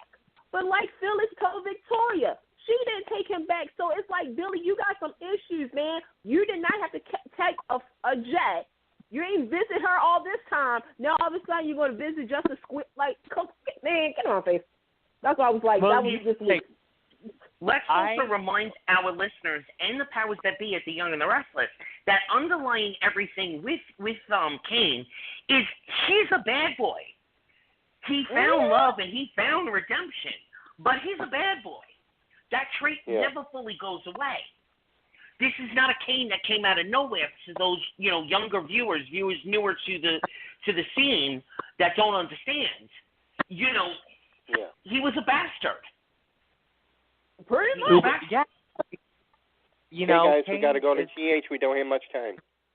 Oh, all right. Okay, real quick, Casey. I'm going to say, real quick, Kane is the bad boy who gets drugged by every new created female character. That's all I want to say. Pretty much. Yeah. All right, Casey, read out the General Hospital list real quick for us. Oh, actually, I know Candace wanted to take that away, so if it's okay, Go ahead, girl. Candace.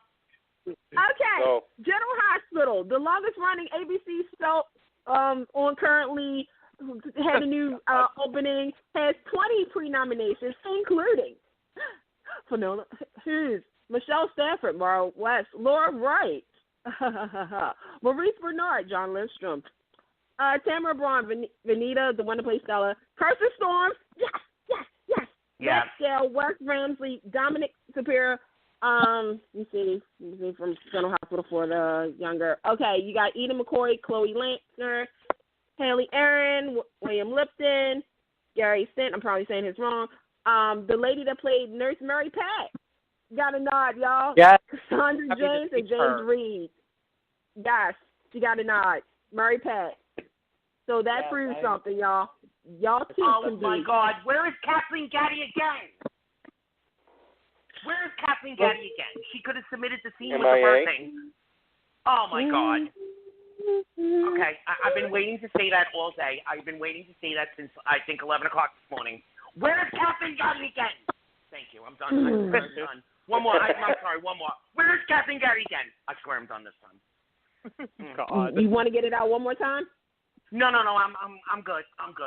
I mean, if you were sure? gonna, yeah, I'm somewhat happy that Mary Pat actually got the prenup. But if you're gonna submit Mary Pat, where's Kathy Johnson? Sorry. I'm taking a Prozac.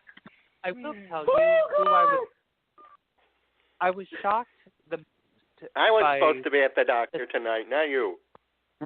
That's what's up, but I was shocked the most by Amber James being on the prenom list. Not because I don't love her, but I do, and I love the character of Terry, but I was like, why are you on here, girl? You know, I was confused. And especially I was more confused because she was in guest performer. And I'm like, well, you submit when you're currently having a long story on the show. I was, and I feel that was more of the network submitting for her, you know, like they did with Jane Elliott a couple years back. I feel like they submitted her to get another name in there. Yes, and just to get the buzz. Absolutely. Yeah. All I got to say is Kirsten Storms, go through. Yeah. Please let this girl go through.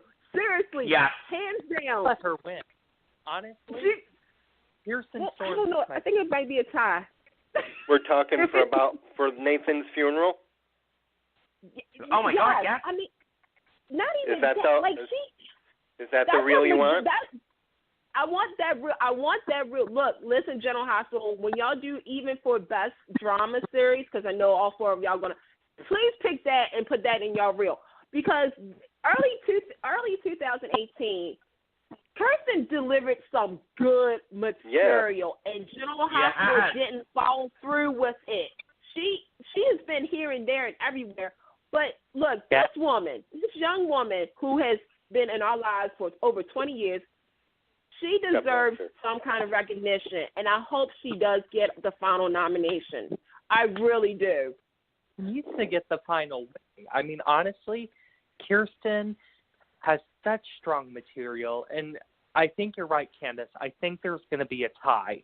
But have Kirsten pick up an Emmy, honestly, because the material was so strong, and she was so powerful. I mean, I cried for the first time in a long time at General Hospital with the rest of it. 2.6 million people were bawling their eyes out. And the highest episode of 2018. Yes, I mean, they need to walk away with an Emmy for Kirsten. Yeah. You know, but on that note, though, I have to say, that's what Michelle Stafford needs to submit as well. Yeah. Mm-hmm. Because, you know,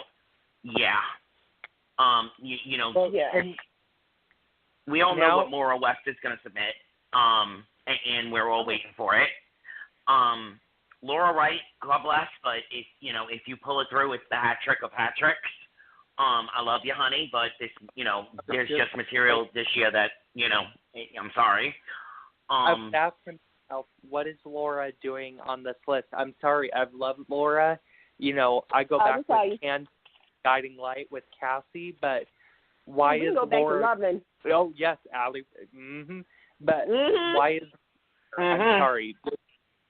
Why is she here? You really took a spot from another deserving actress just because of your name. I'm sorry. I'm going to call it out.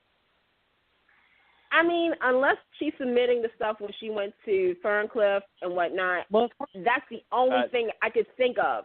That is the only thing I could think of, because 2018 was the year that GH really needed to redeem their lead stars. Let's be real here. It's Laura and Maurice. Maurice, because of the all-time storyline, which Max Gale is also nominated for.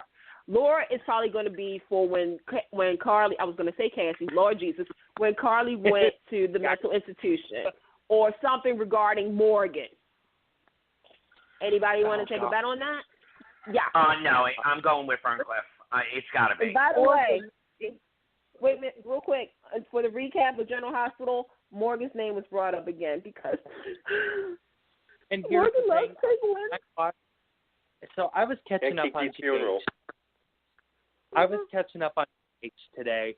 And the episode I started out with was when Ava was propositioned by Ryan to go out of Port Charles, and she wanted to see if she could free for extended visits. And I paused my television and just went, really, Sonny, when he said, look, I'm sorry that Kiki's not here anymore, but neither is Morgan because you switched his meds. Morgan's death is not his fault.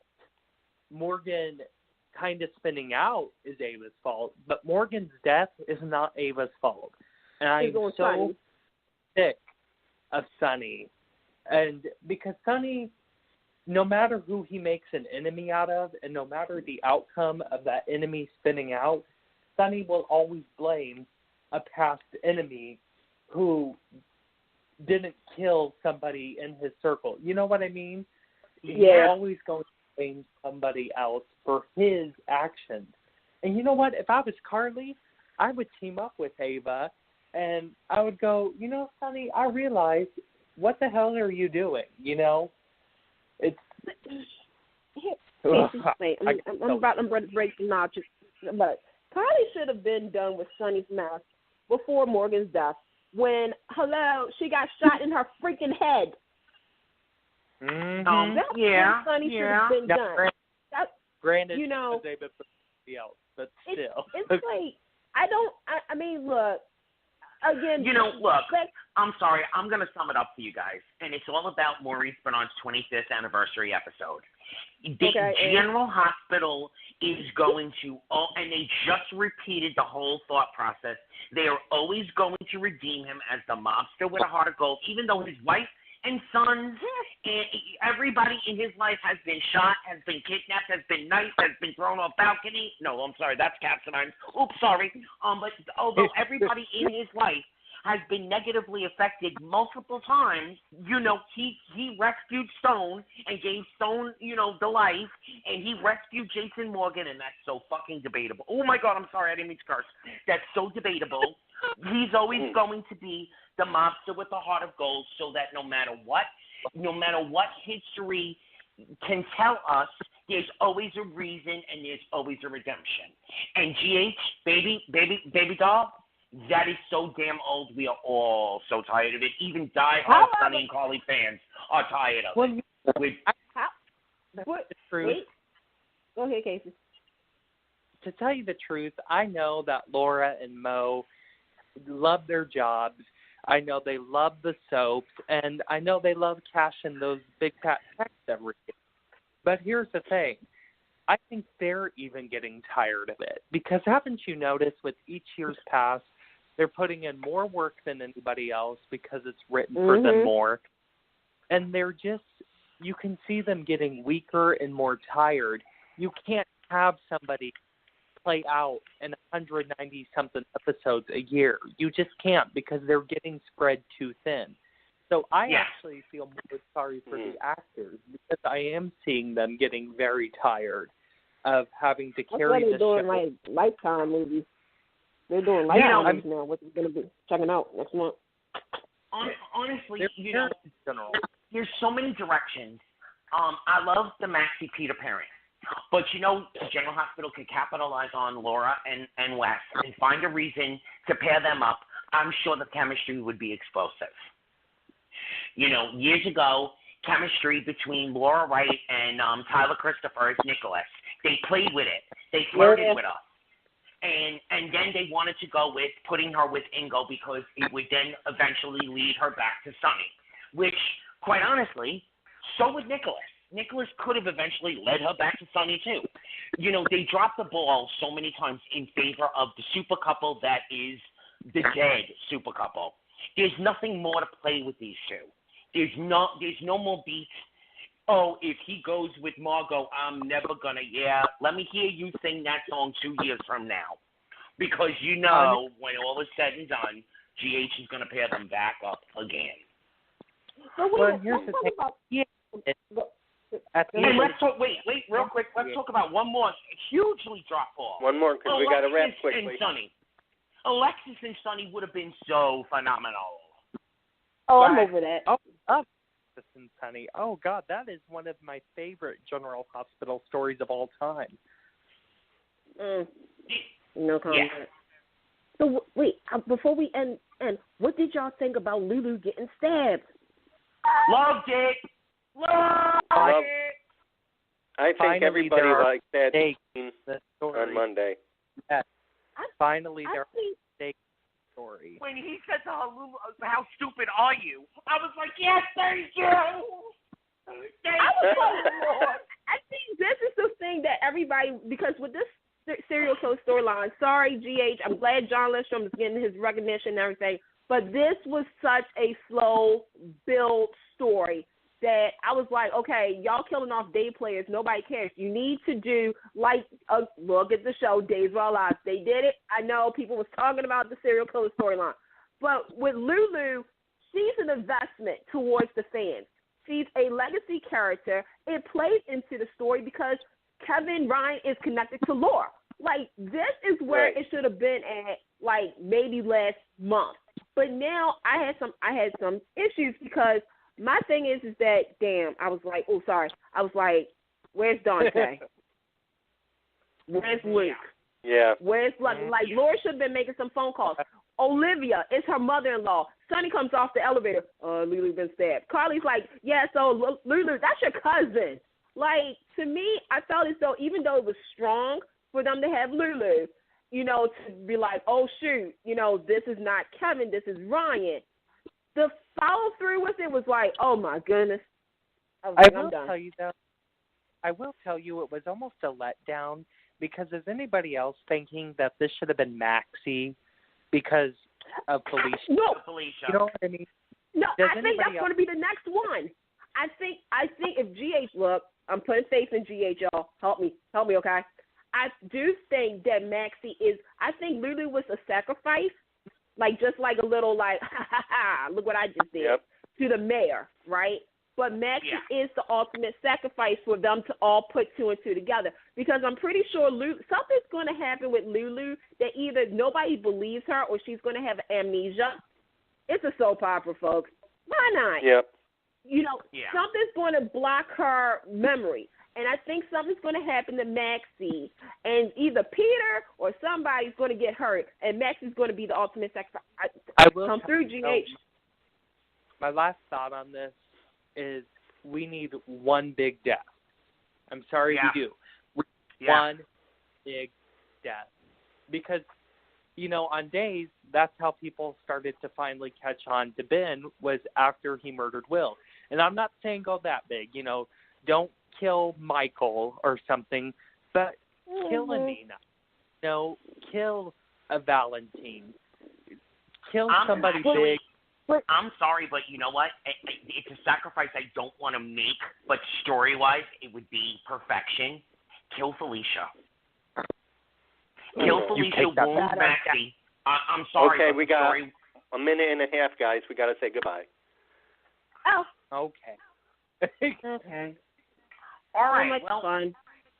Yeah, this has been a great show. Guys, remember what we spoke about at the beginning of the show. Please put some positive reinforcement out there, too, especially CBS right now. Thank you for listening. As always, check out our pages, all of us. We all have pages. Check out Take Two Radio. There's some great, like I said earlier in the show, some great primetime recaps as well. David? Ship your show, everybody, and thank you, and we'll see you on February 7th. Good night, everybody. Bye. Good night, everybody.